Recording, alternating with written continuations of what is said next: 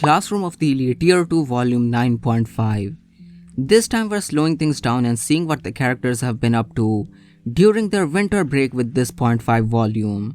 And this volume is absolutely jam-packed with foreshadowing and setting up future events of the story like every other .5 volume, which are easily some of my favorite volumes of the series. Hey guys, welcome back to my channel, and this time for my review/thoughts on Cote Year 2 Volume 9.5.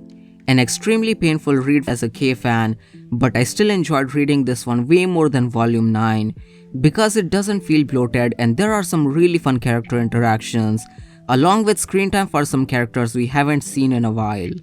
The volume starts with a cold opening with Kyo talking about his remaining time at school, slowly running out and the moment of parting. And even though Koji doesn't mention anything specific, you can clearly tell he's also talking about his relationship with Kei and potentially all of his current classmates. Then we find out that Koji still hasn't mended his relationship with Kei, and to make matters worse, she's caught the flu and they can't meet with each other for a while.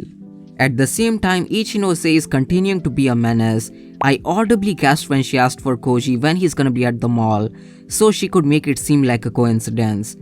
And my jaw was left wide open when she decided to take pictures with 50 plus other students in order to have an excuse for a picture with Ayano Koji.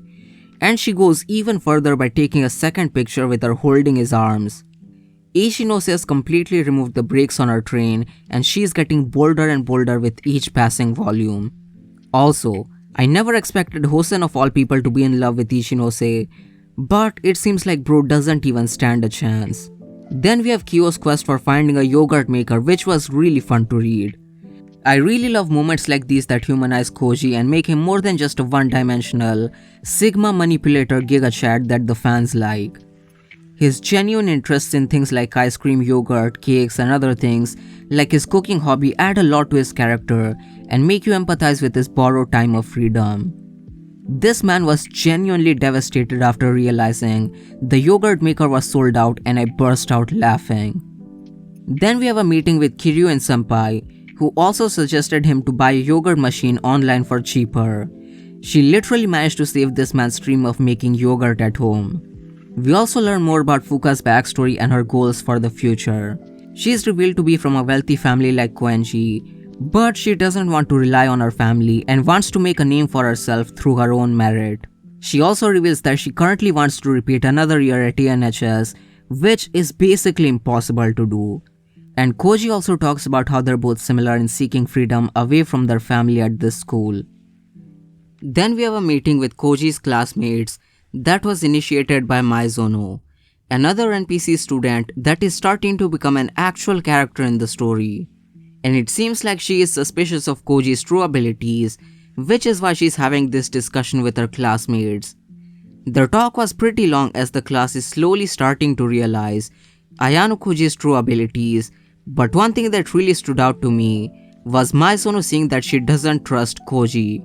I mean, she is completely right, but someone who used to be an NPC realizing Koji isn't trustworthy feels kind of odd to me and makes me think that someone else is manipulating her to doubt him and have this discussion with her class.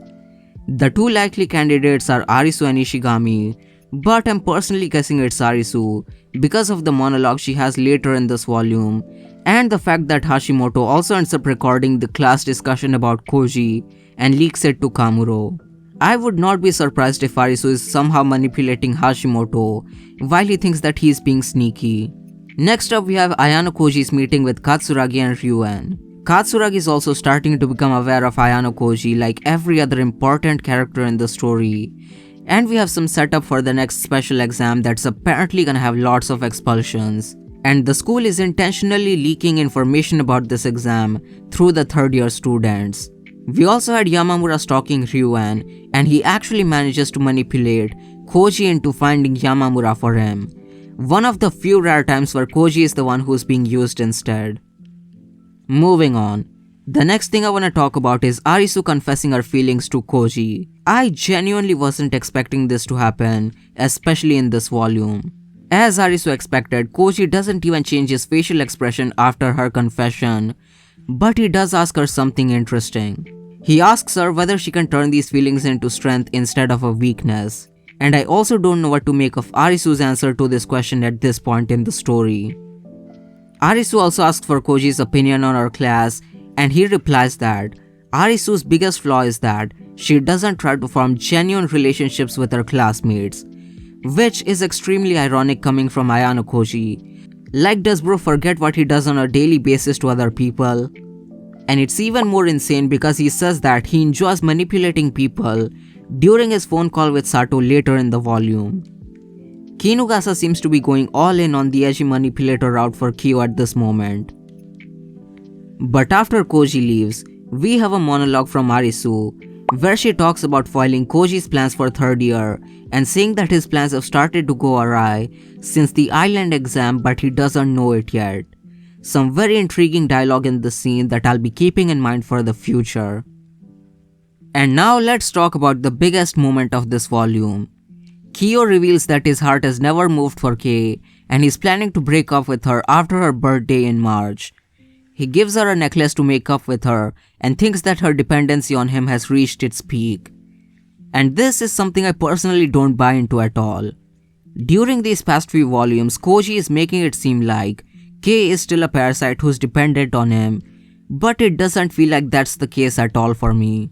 A massive part of her character arc was standing up for herself instead of revealing Koji's name to Ryuan, and it's not because she's dependent on Koji. Plus, I've seen girls act way more dependent on their boyfriends despite having two loving parents and no past trauma like Kei. I'm hoping that Koji is wrong about his assessment of Kei still being a parasite because he doesn't know that she stood up for herself instead of him in volume 7. And it's gonna be an important moment of Koji realizing that he can be wrong about someone, but if Kei really is being a parasite, then I just don't buy into it whatsoever. Also, I would have preferred the breakup to happen in this volume instead of waiting until the end of second year if she really is being a parasite and give her some proper development and screen time. Instead, we have characters like Hashimoto, Sudo, Maizono and others hating on her and wanting Koji to break up with her. At least my girl Kamuro called out Kyo when he was hanging out with Hiyori right after making up with Kei. She's easily my favorite class A girl, especially based on design, and I really wish she had more screen time. Aside from that, we kinda had a pseudo date with Kei and a discussion with class A students, but the one thing that really stood out was a massive red flag for Hiyori. She talks about graduating together with Ayano Koji in the very last page of this volume. If that isn't ominous, then I don't know what is. And that's pretty much all I have to say for this volume of Classroom of the Elite. Lots of setup for the next special exam, which is getting me really excited. And it's also really tough being a Kei fan out here. I can only hope that things start to get better for her from now on. Leave a like if you guys enjoyed the video, comment down below how you guys felt about this volume, and consider subscribing to the channel for more anime content. Peace.